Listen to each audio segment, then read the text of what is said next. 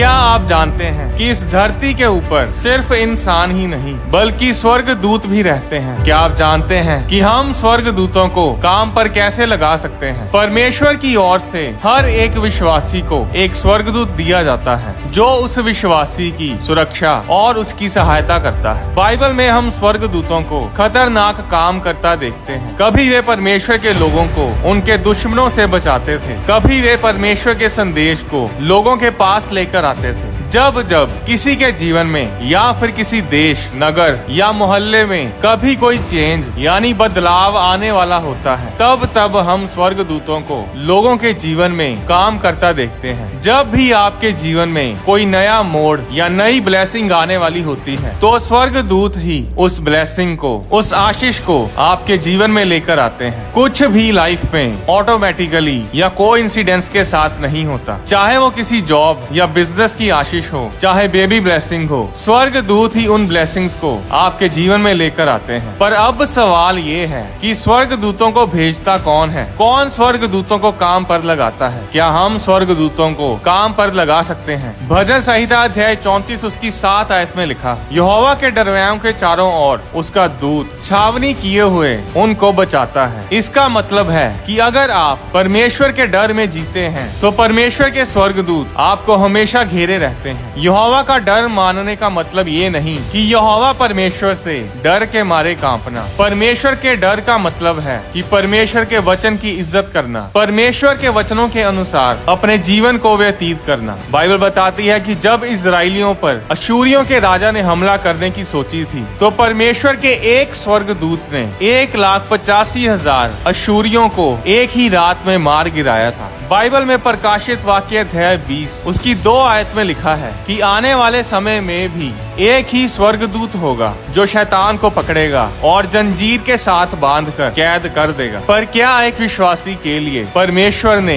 एक ही स्वर्गदूत को ठहराया है? नहीं। अगर एक स्वर्गदूत आपका कोई काम नहीं कर पाएगा तो दूसरा आएगा, फिर तीसरा, और जब तक आपका काम पूरा नहीं होता तब तक स्वर्गदूत चैन से नहीं बैठते। अब खुशखबरी ये है कि परमेश्वर के स्वर्गदूत कभी भी हारते नहीं, वे हमेशा जयवंत होते हैं। पर अभी बुरी खबर ये है कि लोगों को स्वर्गदूतों से काम करवाना नहीं आता। बाइबल बताती है कि जो लोग मसीह में हैं, उन सब को एक गार्डियन एंजल, एक स्वर्गदूत दिया जाता है जो हमेशा उनके साथ रहता है। इब्रानियों अध्याय 1 उसकी 14 आयत में लिखा, क्या वे सब यानी स्वर्गदूत सेवा टहल करने वाली आत्माएं नहीं जो उद्धार पाने वालों के लिए सेवा करने को भेजी जाती हैं? यूनानी भाषा में सेवा टहल का मतलब है दास, सेवक बनकर सेवा करना। स्वर्गदूत दास, सेवक, सर्वेंट बनकर परमेश्वर के लोगों की सेवा करते हैं, और इस तरह स्वर्गदूत परमेश्वर के लोगों के लिए बहुत से काम करते हैं। कई बार वे लोगों की प्रार्थनाओं का उत्तर लेकर आते हैं। जब पतरस जेल में बंद था तो कलीसिया ने पतरस के लिए प्रार्थना की, और उनकी प्रार्थना के कारण ही स्वर्गदूत ने पतरस को जेल में से छुड़ाया। इसके बारे में आप प्रेरितों के काम अध्याय 12 में पढ़ सकते हैं। दानियल की पुस्तक में हम देखते हैं कि स्वर्गदूत दानियल को बड़े साफ शब्दों में बताता है कि वो स्वर्गदूत दानियल की फास्टिंग और उसकी प्रार्थना के कारण ही उसके पास आया है। दानियल अध्याय 10 उसकी 12 आयत में लिखा, फिर स्वर्गदूत ने मुझसे कहा, हे दानियल मत डर, क्योंकि पहले ही दिन को जब तूने समझने बूझने के लिए मन लगाया और अपने परमेश्वर के सामने अपने को दीन किया, उसी दिन तेरे वचन सुने गए और मैं तेरे वचनों के कारण आ गया। स्वर्गदूत ने दानियल को बताया कि वो दानियल के वचनों के कारण आया है। प्रार्थना के दौरान आपके मुंह से बोले गए शब्द ही स्वर्गदूतों को काम पर लगाते हैं। पर वो शब्द, वो वचन कौन से होने चाहिए कि स्वर्गदूत आपकी प्रार्थना के ऊपर काम करने के लिए जुट जाए? भजन संहिता अध्याय 103 उसकी 20 आयत में लिखा, हे यहोवा के दूतों, तुम जो बड़े वीर हो और उसका वचन सुनकर उसे पूरा करते हो, परमेश्वर को धन्य कहो। इस वचन में लिखा है कि स्वर्गदूत परमेश्वर का वचन सुनकर फिर परमेश्वर का काम करते हैं। बाइबल परमेश्वर का वचन है, पर बाइबल अपने आप बोलती नहीं। बाइबल की कोई आवाज नहीं जिसे स्वर्गदूत सुन सके। बाइबल की आवाज हम हैं, परमेश्वर के वचन की आवाज हम हैं, और इसीलिए जब तक हम परमेश्वर के वचन को अपने मुंह से बोलेंगे नहीं, जब तक हम परमेश्वर के वचन को कोई आवाज नहीं देंगे, तब तक हमारे जीवन में स्वर्गदूत परमेश्वर का काम नहीं कर पाएंगे। अब परमेश्वर ने अपने वचन में हमारी आशीष आशीष के लिए वचन तो लिखे हैं, पर हमें उन वचनों को बोलना है। स्वर्गदूत इंसान का कहना नहीं मानते, वो सिर्फ परमेश्वर का वचन मानते हैं। परमेश्वर के वचन की आवाज को सुनते हैं और बिना परमेश्वर के वचन के वे कुछ नहीं करते। एक स्वर्गदूत ने परमेश्वर का वचन तोड़ा था और वो और उसके साथी स्वर्ग से निकाल दिए गए थे, और उस स्वर्गदूत को आज हम शैतान के नाम से जानते हैं। और इसीलिए आप प्रार्थना के दौरान अपनी मर्जी से जो कुछ मर्जी बोलते जाएं, आपके बोले गए वचनों का स्वर्गदूतों के ऊपर कोई असर नहीं होगा, क्योंकि वो सिर्फ परमेश्वर का वचन सुनकर ही काम करते हैं। परमेश्वर का वचन चाहे परमेश्वर के मुंह से निकले या फिर हमारे मुंह से, उसकी पावर, उसकी सामर्थ कम नहीं होती, क्योंकि परमेश्वर का वचन जीवित है, वो मुर्दा नहीं। यूहन्ना अध्याय 6 उसकी 63 आयत में यीशु ने कहा, जो बातें मैंने तुमसे कही हैं वे आत्मा हैं और जीवन भी हैं। जब यीशु मसीह 40 दिन और 40 रात फास्टिंग में थे और शैतान के द्वारा उनकी परीक्षा की गई, तो जब भी शैतान कुछ बोलता था तो यीशु मसीह उसको बोलते थे, वचन में ये लिखा है, वचन में ऐसा लिखा है। यीशु मसीह ने पुराने नियम के वचन बोल बोल कर शैतान को जवाब दिए, और यीशु मसीह के वचन बोलने के कारण ही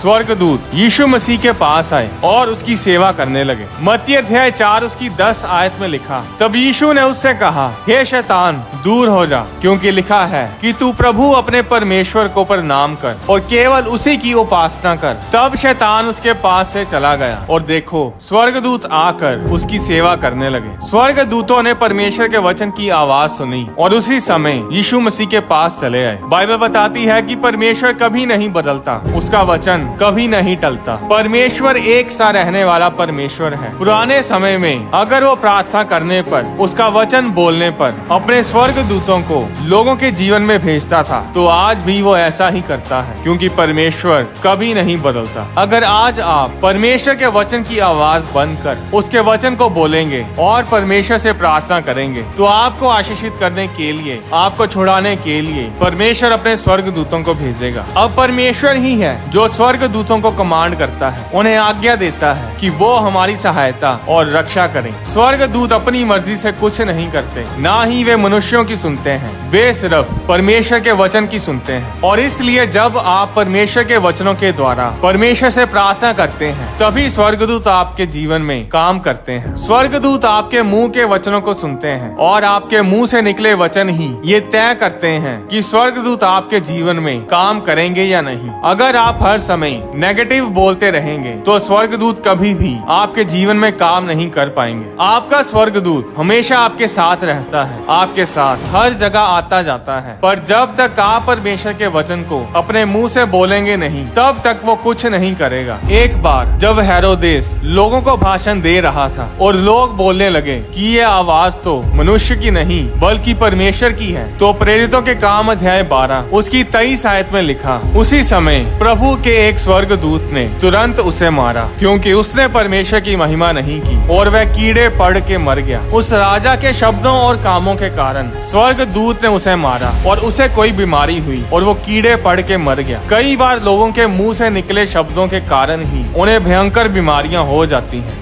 अगर आप बीमार हैं तो आप बाइबल में लिखे चंगाई वाले वचनों को पढ़ें, उन वचनों को पढ़ें जब यीशु मसीह ने लोगों को चंगा किया था। जब आप बोलेंगे कि यहोवा राफा मेरा चंगा करने वाला परमेश्वर है, तो उसी समय परमेश्वर के चंगा करने वाले दूत आपकी चंगाई पर काम करेंगे। बाइबल बताती है कि चंगा करने वाले स्वर्गदूत भी होते हैं जो परमेश्वर की चंगाई को लेकर आते हैं। यूहन्ना अध्याय 5 उसकी 2 आयत में लिखा, यरूशलेम में भेड़ फाटक के पास एक कुंड है जो इब्रानी भाषा में बेतसदा कहलाता है, और उसके 5 ओसारे हैं। इनमें बहुत से बीमार, अंधे, लंगड़े और सूखे अंग वाले पानी के हिलने की आशा में पड़े रहते थे, क्योंकि नियुक्त समय पर परमेश्वर का स्वर्गदूत कुंड में उतरकर पानी को हिलाया करता था। पानी के हिलते ही जो कोई पहले उतरता वह चंगा हो जाता था, चाहे उसकी कोई बीमारी क्यों ना हो। जब आप परमेश्वर के वचनों को बोलते हैं तो स्वर्गदूत उसी समय अलर्ट हो जाते हैं और परमेश्वर के वचन को, उसकी कमांड को पूरा करने में जुट जाते हैं। प्रेरितों के काम अध्याय 10 में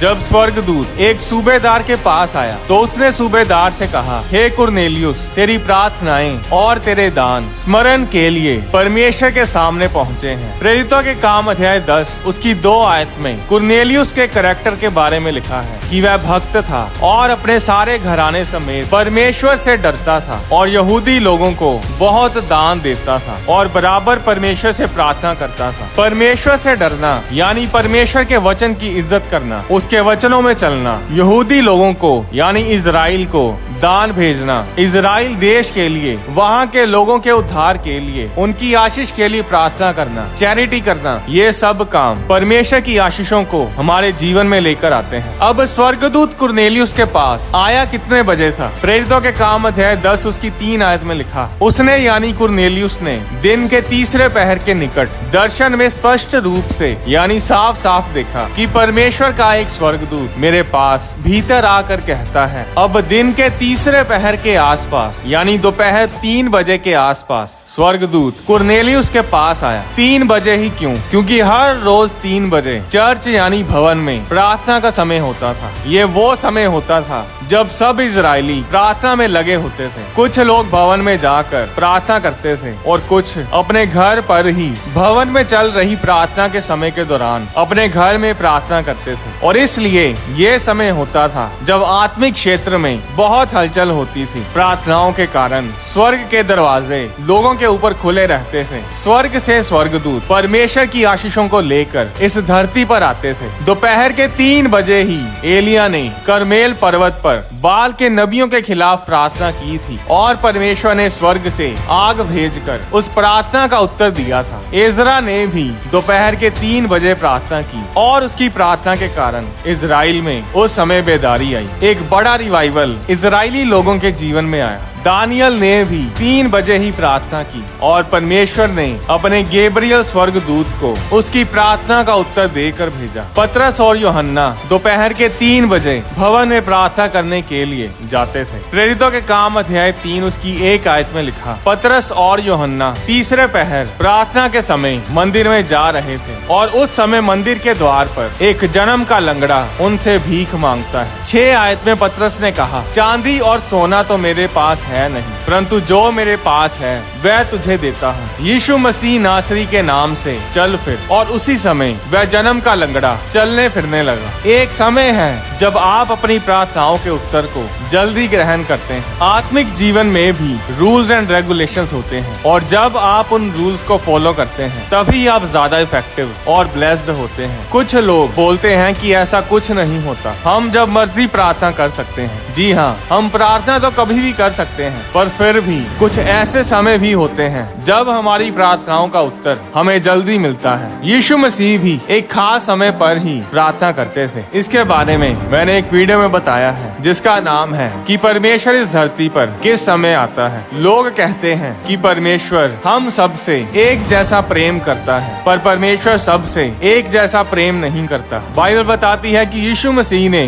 12 चेलों को चुना था, पर उन 12 चेलों में से सिर्फ 3 चेलों को यानी पतरस, याकूब और यूहन्ना को ही यीशु मसीह हमेशा अपने साथ रखते थे। और फिर इन 3 चेलों में भी एक चेला ऐसा था जिसे यीशु मसीह ज्यादा प्रेम करते थे और वो चेला था यूहन्ना। और ये वही चेला था जिसे यीशु मसीह ने आने वाले समय के बारे में बड़े बड़े भेद बताए, जिसके बारे में यूहन्ना ने प्रकाशित वाक्य यानी बुक ऑफ रेवलेशन में बताया है। यीशु मसीह इस दुनिया से इतना प्रेम करते हैं कि उन्होंने इस जगत के लिए अपनी जान क्रूस पर दी, पर इस दुनिया से भी ज्यादा प्रेम वे अपने चेलों से करते थे। यूहन्ना अध्याय 17 उसकी 9 आयत में यीशु ने अपने चेलों के लिए प्रार्थना में कहा, मैं उनके लिए विनती करता हूँ, संसार के लिए विनती नहीं करता हूँ, परंतु उन्हीं के लिए जिन्हें तूने मुझे दिया है, क्योंकि वे तेरे हैं। फिर जब पतरस ने यीशु मसीह का इनकार किया तो बाइबल बताती है कि यीशु मसीह ने पहले से ही पतरस के लिए प्रार्थना की हुई थी और उस प्रार्थना के कारण ही पतरस गिरा नहीं रहा, बल्कि फिर से खड़ा हुआ और परमेश्वर के काम करने लगा और वही पतरस कलीसिया का हेड बना। पर दूसरी तरफ जब यहूदा इस्करियोती गिरा तो यीशु मसीह ने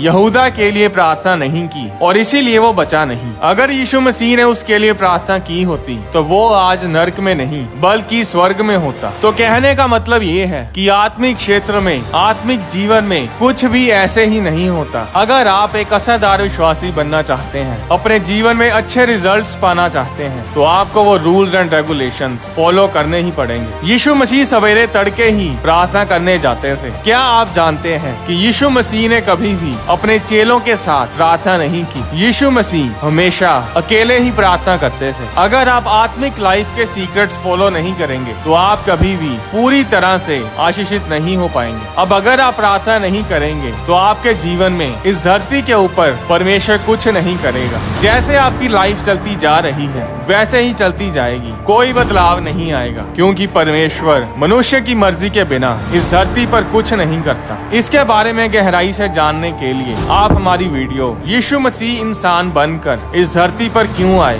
देख सकते हैं। और इसी तरह अगर आप प्रार्थना नहीं करेंगे तो स्वर्गदूत आपके जीवन में कभी भी काम नहीं करेंगे। अगर स्वर्गदूत आपको नजर नहीं आते तो इसका मतलब ये नहीं कि वो आपके साथ है ही नहीं। बाइबल में लिखा है कि स्वर्गदूत आत्माएं हैं, जिस तरह परमेश्वर आत्मा है। हम आत्माओं को देख नहीं सकते, पर कई बार परमेश्वर अपनी मर्जी से, अपने मकसद के अनुसार अपने आप को और अपने स्वर्गदूतों को लोगों पर जाहिर करता है। आपको नजर आए या ना आए, पर आपका स्वर्गदूत हमेशा आपके साथ रहता है और आपके मुंह के वचनों की तरफ ध्यान रखता है। आज लोग परमेश्वर के वचनों को अपने जीवन के ऊपर बोलते नहीं, और इस कारण परमेश्वर के स्वर्गदूत उनके जीवन में कोई काम नहीं करते।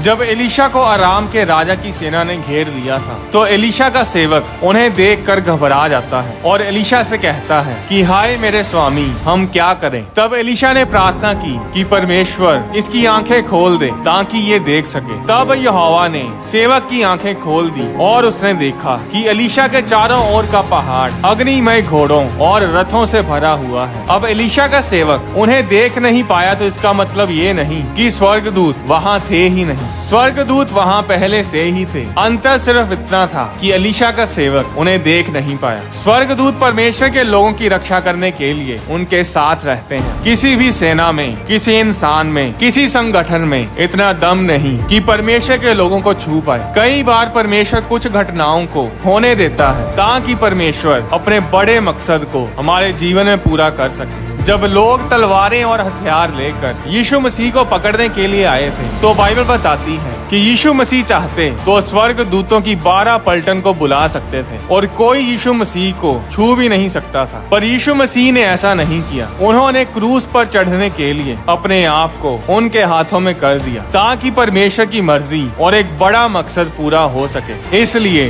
धर्मी लोगों के जीवन में बुरी घटनाएं होती देखकर निराश ना हो। बाइबल में हजारों वचन हमारी चंगाई और आशीष के लिए लिखे हैं। जब तक आप उन वचनों को बोलेंगे नहीं तब तक वो वचन आपके जीवन में पूरे नहीं होंगे। इसलिए परमेश्वर के वचनों को बोलना शुरू करें। जो काम आपके पहले कभी नहीं बने, जो ऊंचाइयां आपने कभी नहीं छुई, जो आशीषें आपने कभी नहीं देखी, उन आशीषों को परमेश्वर के स्वर्गदूत आपके जीवन में लेकर आएंगे। आने वाली वीडियोस में मैं आपको बताऊंगा कि यीशु मसीह का जन्म बैतलहम में ही क्यों हुआ, स्वर्ग में यीशु मसीह का नाम क्या है, यीशु मसीह को क्रूस पर शुक्रवार के दिन ही क्यों चढ़ाया गया। परमेश्वर के वचन से जुड़ी वीडियोस को देखने के लिए आप होली स्पिरिट प्रोडक्शंस चैनल को सब्सक्राइब करें और बेल आइकन पर क्लिक करके ऑल नोटिफिकेशंस को सिलेक्ट करें ताकि चैनल पर अपलोड की जाने वाली सारी वीडियोस आपके फोन में जरूर पहुंचे। आप अपनी डोनेशन बैंक अकाउंट के जरिए और QR कोड को स्कैन करके भी भेज सकते हैं। परमेश्वर आपको आशीष दे।